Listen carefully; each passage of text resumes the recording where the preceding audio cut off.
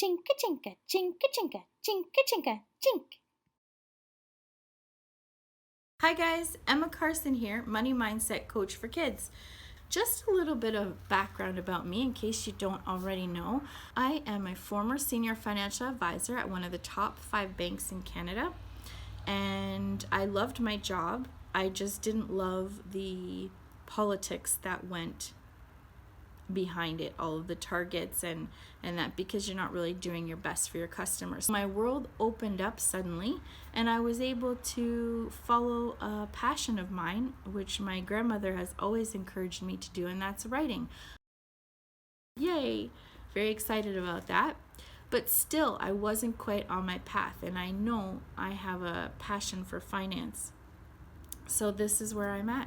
I decided to create a kids course all about money, teaching them the money basics. The first course is age 5 to 8, and I'm working on the second course, which is from 9 till 12. And it's basically the next step after your crucial conversations with the kids. Let's dive in, shall we? One important thing to tell you is that if you're in a dual parent household, when you're having crucial conversations with the kids, it is so important that you are on the same page. The mindset done together, the planning done together, the intro conversation should be done when you're all together, so that the kids know that you're both on the same page. And the most important thing is that the actual meeting is done together with everyone there as best as can possibly be. You need to show that united front if you're a dual parent household. If you're not, it's easy. You get to control the rodeo. Today we have a 3-part series on starting important conversations with the kids. This course, specifically around the financial conversation, you can alter this to be suitable for any topic that you really want to discuss with your kids. Schoolwork, the birds and the bees, personal hygiene, you name it, you can adapt these techniques. So what does that mean? What are the main things that we have to do? Well, first, we've got to get in the proper mindset, and we'll talk about that a little bit later.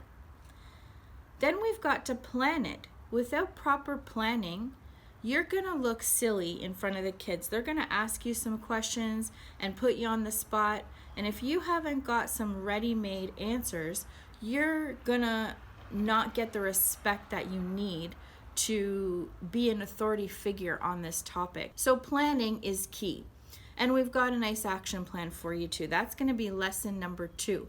And lesson number 3 is the follow-up, what to do after the conversation, because all conversations are not meant to be left as is. There are important conversations, which we're talking about today, that could require some follow-up on your part. And in fact, you might want to turn that particular, I'm going to call it meeting, but you don't have to dress up in a business suit, that's for sure. But when you think of it as a meeting, it has a little bit of importance to it. It kind of feels like, oh wow, we're having a family meeting, especially if it's the first one. Now, if you've had 10 family meetings, this could be like, oh mom, are we gonna do it again? Or oh dad, really? Are you serious? This particular course is designed to help you keep those conversations flowing, because if you start at a young age having these deeper conversations with the kids, then you're going to have those meaningful conversations as they get older. You know, when they turn into a teenager, they might come to you more for advice because they trust you more. You've established that right from the get-go. Does that mean that these particular tools are only meant for the younger kids? No, all of these techniques we're going to be showing you are for all ages. The most important thing is that you adapt it to your own family situation and topic. Okay? So let's jump right in. So we said already the three topics: mindset, planning, and follow-up. So mindset. What is mindset? Well, mindset is making sure that your mind is set correctly for the outcome that you're looking for, right? Mindset. You're setting your mind common sense, right? But it actually is a huge step that many people miss when they want to have important conversations with the kids. They'll either walk into the room, not care what the kids are doing, not respect the children's time, especially if they're, 10 and up. They could be doing homework and probably are. They could be talking with their friends or in the middle of a game and something on their mind from school. That is not getting them in the proper mindset because they're already annoyed that you've come to bother them, right? I've heard, Mom, why are you bothering me? Right? Okay. Because they're expecting you to say, give them a chore or tell them something to, that they shouldn't be doing. So there's a lot that goes into mindset. There's 3 mindsets that you need to have. 1 is before you plan the meeting. 2 is when you're about to tell your child about the meetings. 3 is during the meeting or right before the actual meeting. So all of these tips we're going to talk about today are about setting the right atmosphere and environment for success. Number 1, before you plan the meeting. When you're about to plan that meeting, it's a good idea to do whatever it takes to clear the mind. So for me, what I do is I'll either take a deep breath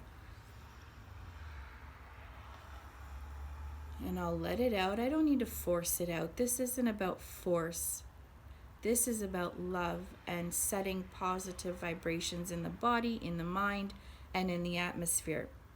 So to do that, for me, because I've done it several times in my lifetime, many, countless times in my lifetime, that I can just do that once and I feel relaxed. Now, there's one amazing resource that I'm going to link at the bottom of this video, and that is the jam sessions. They are just a minute. I don't know why I did that with my fingers, but just a minutes are literally 1 minute meditations. And for those who say, oh yeah, well, I can't meditate, trust me, you can do this. Just a minute. 1 minute meditations. Not more, not less. They are clear, concise, and they really help to focus. There is a variety there, quite a list of different ones that you can choose, whichever is going to set your intention for that meeting or for your conversation. I'm not affiliated with them in any way. It's just something that I have done in my life and I do on a regular basis. And if you think that you can't meditate, you're wrong.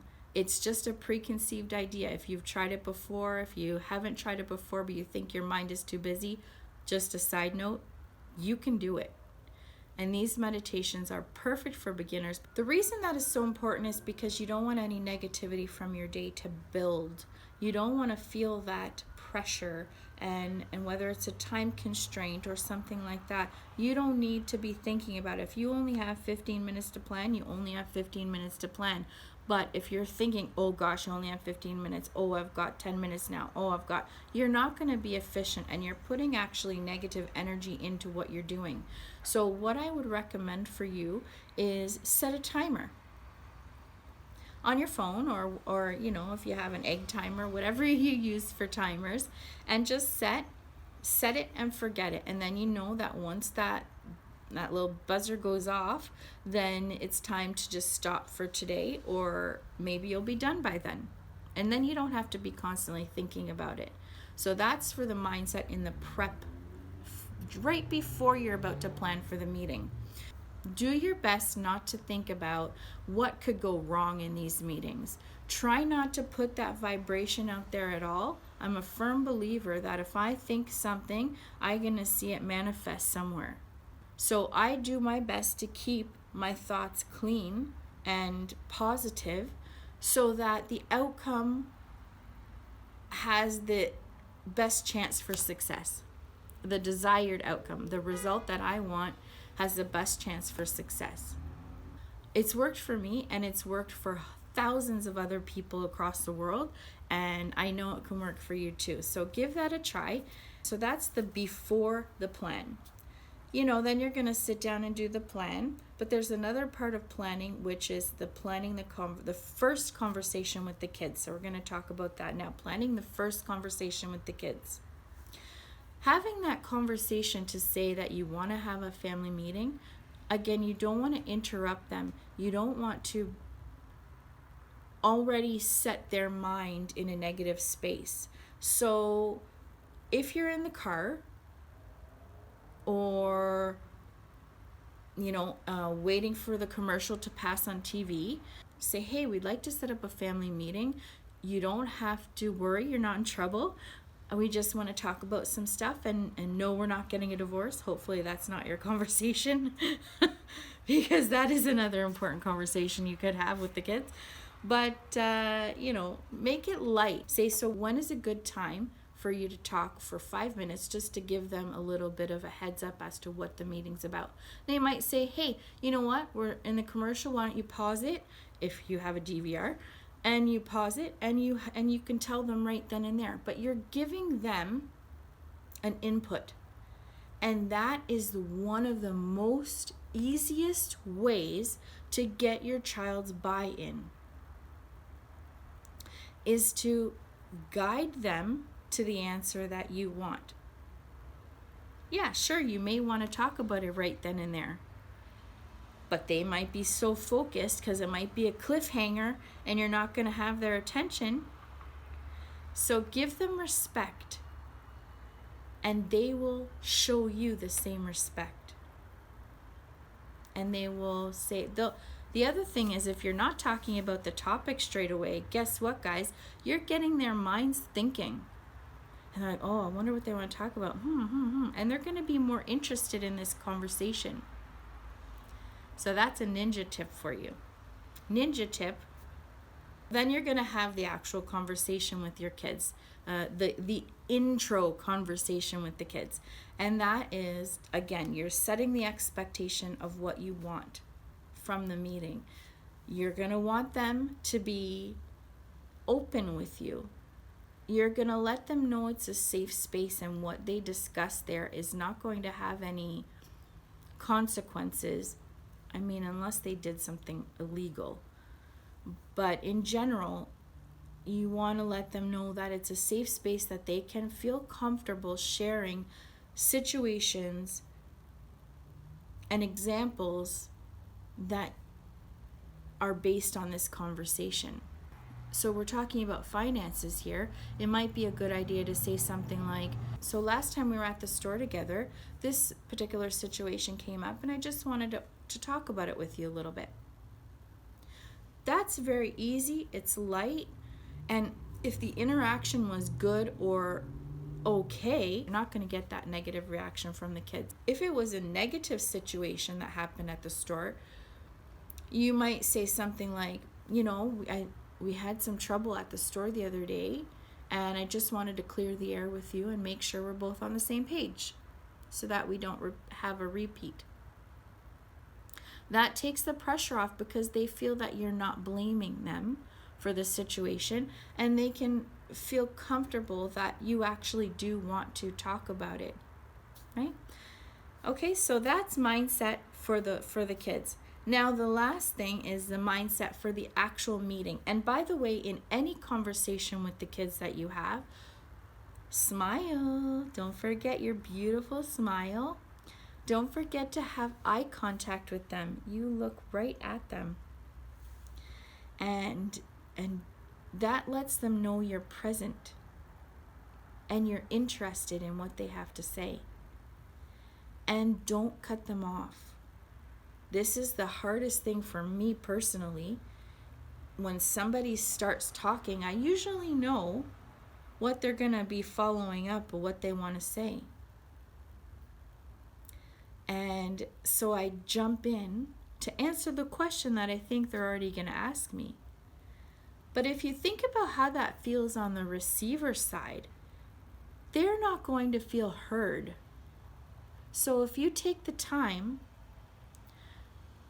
to let them say their whole sentence or their whole question, that's going to build their confidence in you, and that's what we're looking for. Okay. Number 3 is the meeting, the actual meeting. Before, I would say about 10 or 15 minutes before, you're getting all your paperwork organized, you're getting your mindset into the proper mindset, you're reminding yourself to have eye contact, be positive, not be judgy, no matter what they say, keep those, negative reactions inside. And I'm not talking about, because that's inside. You're not shouting, you're not voicing your opinion, but you can clearly see that that's a mad face, right? So you want to do your best to remind yourself to keep those at bay. You're going to remind yourself to be respectful of their time. The other part of the mindset is you want to clear the space.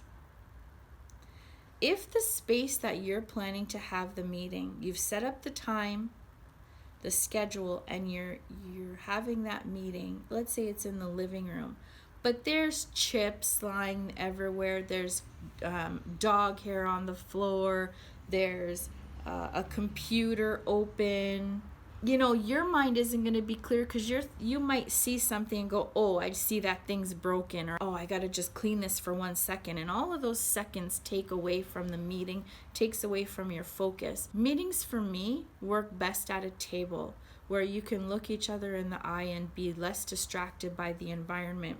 So if you prepare the scene ahead of time, and 5 to 15 minutes before the meeting, you go in and you refresh the area, get your notes together, think about positive reactions you'd like to see from the kids, not with an expectation, but as you're just putting it out in the air, so to speak.